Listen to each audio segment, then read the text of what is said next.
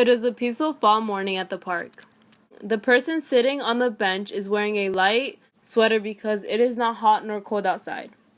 The person instantly determines what makes a park a park. Tall trees with orange and brown leaves, light green colored grass, and small fallen branches on the ground. However, when do people question what they are made up of? Blood is like the tires to a car, a necessity. Without blood, our body cannot function. But what is blood? According to America's blood centers, blood is the red fluid that circulates in our blood vessels. Blood consists of red blood cells, white blood cells, and platelets that are made in bone marrow. They, I quote, fight infection, carry oxygen, and help control bleeding. The remaining volume of blood consists of plasma, which is the liquid segment of blood and is the main transportation of water and nutrients to the body.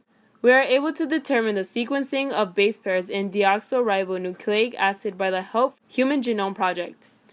DNA is composed of molecules that are made up of two strands that have pairs such as adenine with thymine and guanine with cytosine. The Human Genome Project's goal was to find the sequencing of the entire human genome in a 15-year time period with a budget of $3 billion. Due to the extensive research people have contributed to the Human Genome Project, people are now more aware about sequencing than sequencing knows about them. Although the history of blood is sickening and unsafe, it helped advance the knowledge we have of blood. Blood transfusions are used to treat diseases or save lives caused by trauma. It is vital and essential and necessary to donate blood. In fact, I quote, every year in the United States, more than 20 million units of red blood cells, platelets, and plasma are transfused to treat hematological conditions such as severe anemia, leukemia, and sickle cell disease.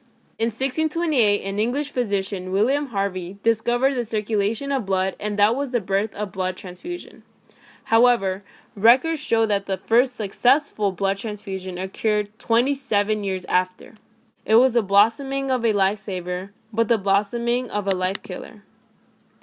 Blood transfusions between animals and humans in the early 1600s was normal and completely safe.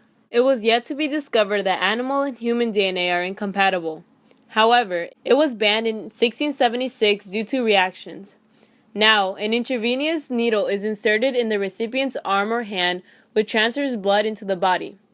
During the transfusion, the recipient's temperature, heart rate, breathing, and blood pressure is monitored, making it safer for the recipient.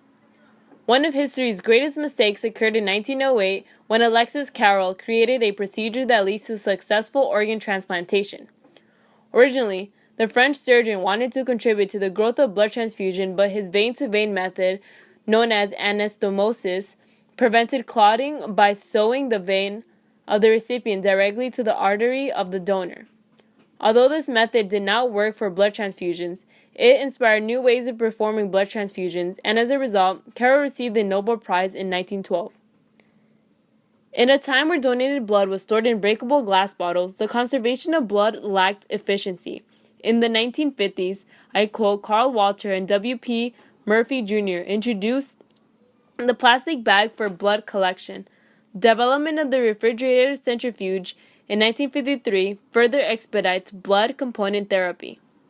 These technological advancements made the conservation of blood more efficient. Afterwards, proper screening was implemented after countless recipients suffered from HIV. It affected Arthur Ashe, a professional tennis player, activist, and humanitarian. He was born on July 10, 1943 in Richmond, Virginia. In 1968, Ashe became the first and current African-American player to win the U.S. Open title. In 1975, Ashe became the first African-American male player to win Wimbledon and became the first African-American tennis player to be ranked number 1 in the world. Later on, Arthur Ashe suffered from heart attacks and paralysis on his right arm. As a result, he had to undergo an emergency brain surgery in 1988.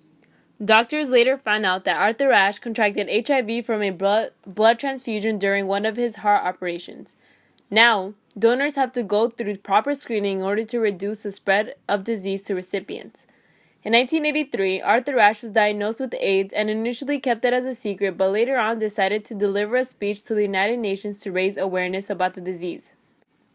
Arthur Ashe and other athletes such as Magic Johnson paved the way for the awareness of the HIV and AIDS campaign. In the 1990s, the United States used television sources to promote the campaign, specifically to teenagers, urging them to practice safe sex. Now, the awareness of these diseases is spread worldwide, inspiring other countries to use their television sources as a way to inform their citizens. Las personas toman conciencia de lo que en realidad es el SIDA, sus consecuencias, los tratamientos y la necesidad de apoyo y cariño. With touchscreen phones, computers, and books, information about diseases are only one touch away. People are able to educate themselves about these diseases and how to avoid them, a source not available until now. It is better to understand what people are made of in order to avoid hurting themselves.